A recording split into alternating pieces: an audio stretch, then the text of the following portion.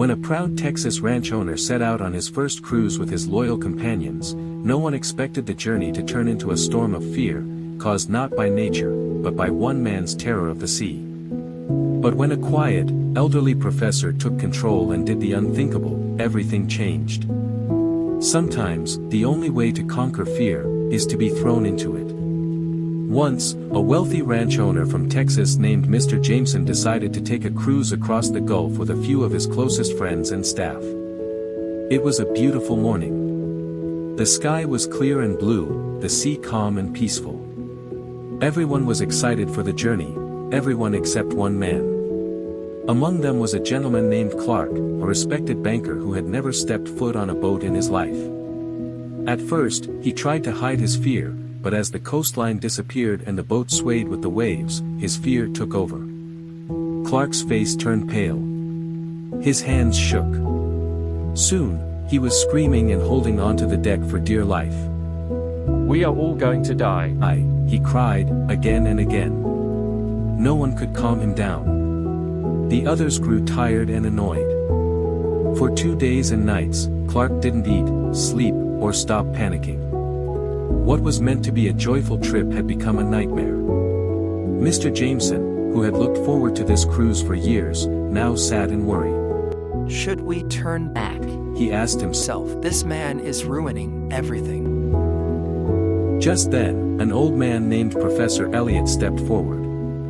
He was a retired teacher who had joined the cruise as a guest observer.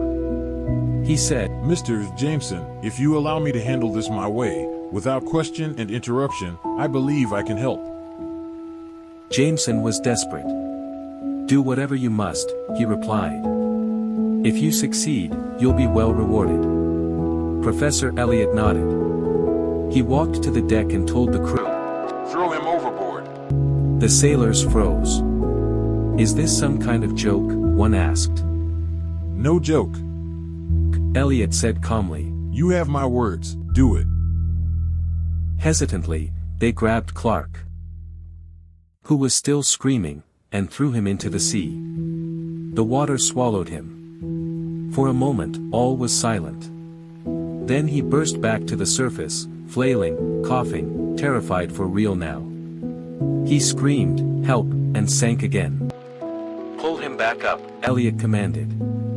They dragged Clark back onto the deck. He lay there soaked and shaking, but silent. He hugged the wooden boards and whispered, "Thank God, solid wood." From that moment on, Clark changed. He stopped panicking. He started eating, sleeping, even laughing. The sea was still the same, but something inside him was different. The rest of the journey was smooth and filled with smiles. When they returned to shore, Jameson found Elliot. "How did you know that would work?" he asked. Professor Elliot looked toward the sea.